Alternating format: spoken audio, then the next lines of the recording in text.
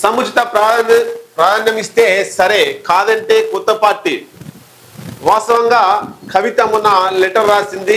ఆ లెటరు ఆమె వేరే దిక్కు పోయి మళ్ళీ వచ్చేసరికి లెటర్ లీక్ అయింది. కేసీఆర్ లీక్ చేసిండా, కవిత లీక్ చేసిందా నిన్న క్లియర్గా చెప్పిన.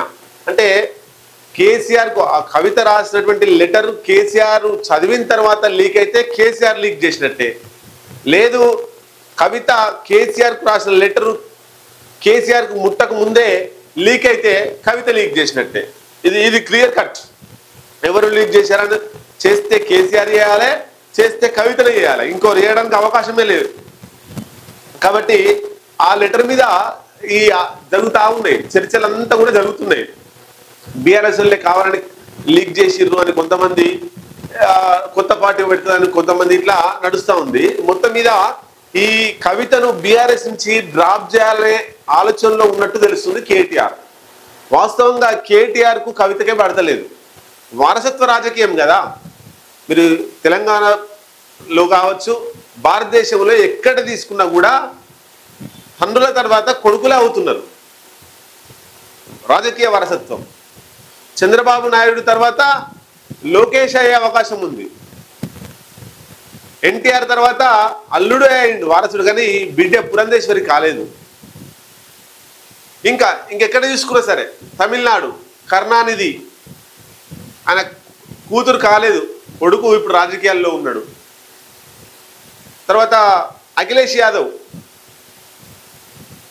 అంటే ఎక్కడ చూసినా కూడా దేశంలో కూతుర్లు రాజకీయ వారసురాలుగా వస్తలేరు. కానీ తెలంగాణలో దానికి భిన్నంగా కవిత రాజకీయ వారసురాలుగా వస్తుందేమో అని చెప్పేసి కేటీఆర్ ముందుగానే పసిగట్టి ఆమెను డ్రాప్ చేసే ప్రయత్నం చేస్తున్నాడు. తెలంగాణ జాగృతి అనే సంస్థ కవిత ఆధ్వర్యంలో నడుస్తుంది. కవితకు తెలియకుండా తెలంగాణ జాగృతిని కొత్త కమిటీ ఏర్పాటు చేసిండు కేటీఆర్. అంటే కవితను మొత్తం మీద డిమోరలైజ్ చేసేటువంటి సిచ్యువేషన్ కేటీఆర్ తీసుకొస్తుండు అనేటువంటిది చర్చ జరుగుతుంది. ఈ చర్చ ఒకవైపు పక్కకు పెట్టేస్తే ఒకసారి వార్త ఏం రాసిలో చూద్దాం.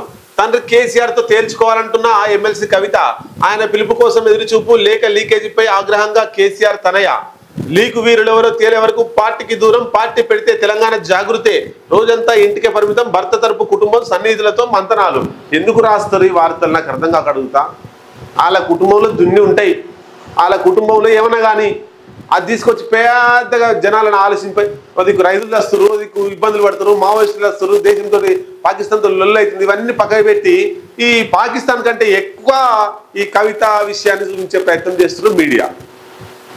చూడొచ్చు, వాళ్ళ ఇంట్లో ఆమె అలిగిందట, భర్త తరపు కుటుంబం సన్నిహితులతోనే ఉన్నదట. ఒకరోజు ఇంటికి ఆమె ఇంట్లుంటే ఏంది, బయటికి పోతే ఏంది, ఏమైనా జనాలకు ఉపయోగపడేది ఉందా?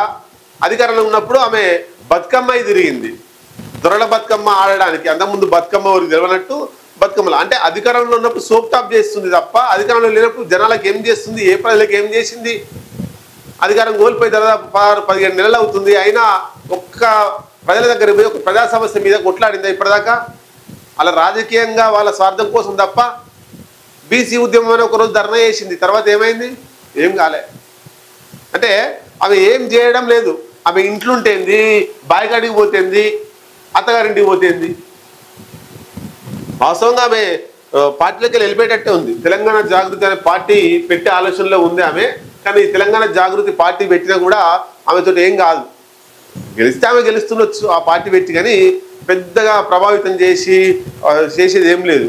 ఇంకొక వైపు కేసీఆర్ స్కెచ్ కూడా ఉండొచ్చు దీంట్లో. ఏంటి అంటే బీజేపీ తోటి కేసీఆర్ కుమ్మక్కైండు మన ఎంపీ ఎలక్షన్లో, క్లియర్ కట్గా అందరికి తెలుసు.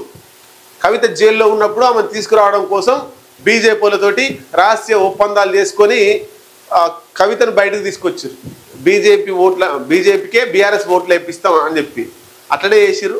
ఒక ఎంపీ కూడా బీఆర్ఎస్ గెలవలేదు. ఇప్పుడు కవితతోటి పార్టీ పెట్టించి బీజేపీకి అటాచ్ చేస్తుండొచ్చు.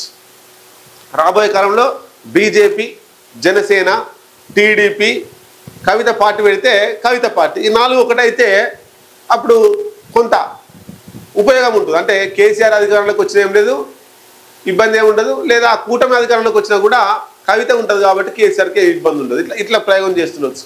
మొత్తం మీద వాళ్ళ పంచాయతీ ఏమైతే ఏంది